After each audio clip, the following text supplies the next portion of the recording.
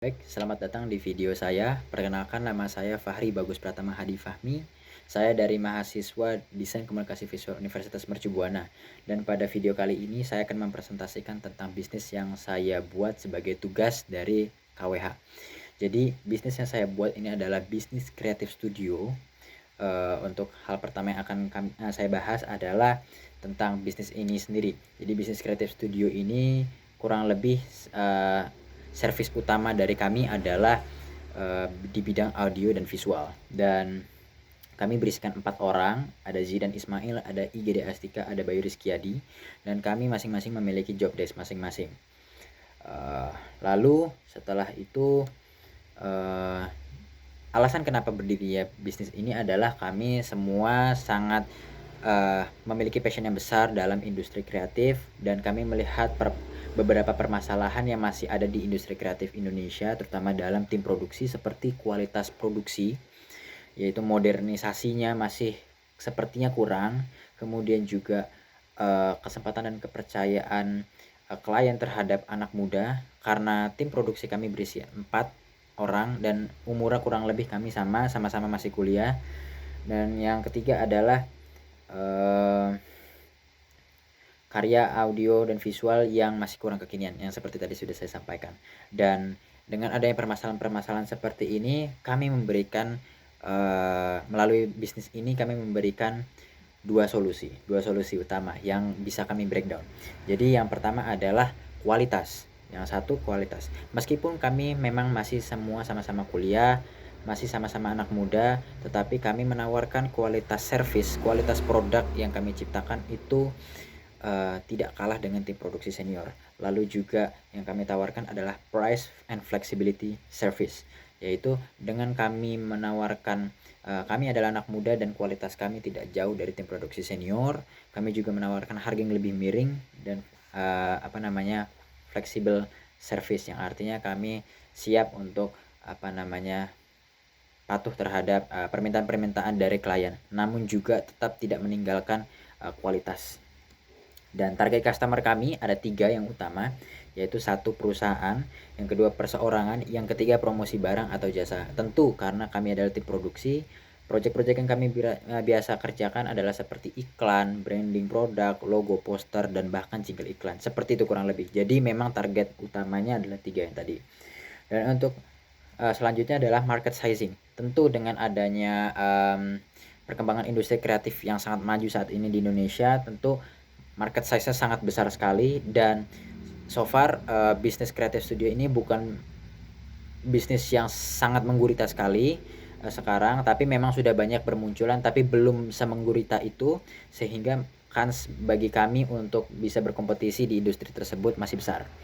Lanjut ke kompetitor. Kompetitor ini kami bagi menjadi 2, yaitu kompetitor senior dan kompetitor yang umurnya masih sama kurang lebih seperti kami. Kompetitor yang masih sama umurnya seperti kami, seperti startup atau produksi junior, tentu kami tidak menjadi masalah karena kami bisa mempertanggungjawabkan bahwa kualitas dan portofolio kami jauh lebih hebat.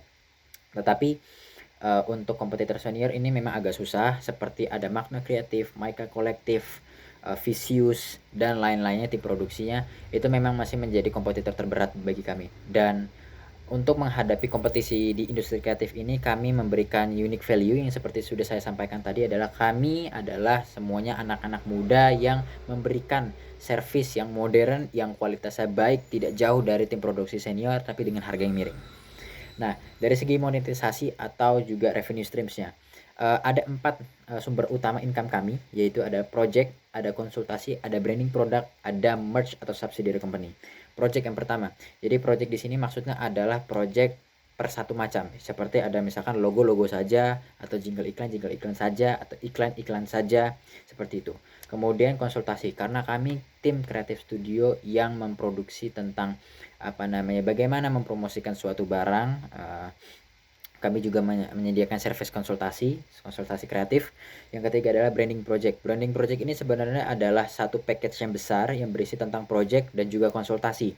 Kenapa saya jadikan satu macam lagi? Karena branding project ini biasanya kami langsung banyak Jadi misalkan untuk membranding sebuah produk, kami membuat logonya, kami membuat jingle-nya, kami membuat iklan, konsultasi dan sebagainya. Yang terakhir adalah merge atau subsidiary company-nya. Kemungkinan ini nanti masih menjadi opsi yang terakhir. Jadi ketika kami bisnisnya sudah besar, kami akan membuat merchandise, kemungkinan, atau juga membuat subsidiary company atau turunan perusahaan yang tentunya membawa sumber pendapatan baru bagi kami dengan tipe service yang baru. Nah, untuk milestones-nya sendiri, progresi kami lebih orientasikan terhadap pencapaian project. Artinya bukan sekadar ke arah fasilitas dan sebagainya, karena masing-masing dari kami sudah memiliki alat produksi masing-masing dan kami juga meeting selalu melalui fitur Zoom. Jadi kantor dan fasilitas komputer dan lain-lainnya tidak menjadi sesuatu yang sangat urgent bagi kami.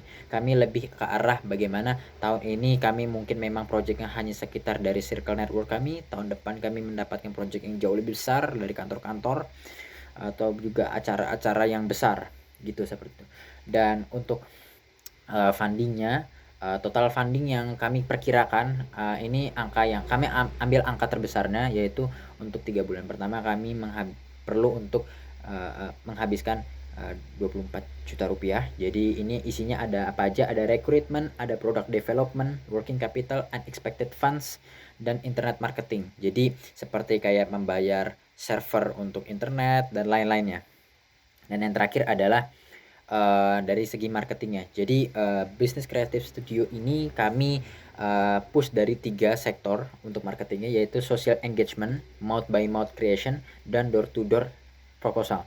Jadi social engagement itu artinya adalah kami nge-push dari sosial media, Facebook, Instagram, Path, dan lain-lainnya. Dan juga itu kami push. Yang kedua adalah mouth by mouth creation. Maksudnya adalah mouth by mouth adalah ketika kami setelah selesai mengerjakan satu project, nanti klien tersebut akan menceritakan tentang service dan produk kami dan kualitas kami kepada calon-calon klien selanjutnya.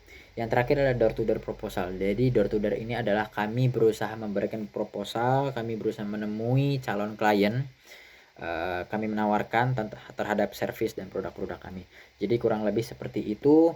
Dan untuk kontaknya, Equalesco adalah equalesco.com adalah nama website kami. Email address kami adalah equalesco@gmail.com. Jadi sekian presentasi bisnis kreatif dari saya. Terima kasih.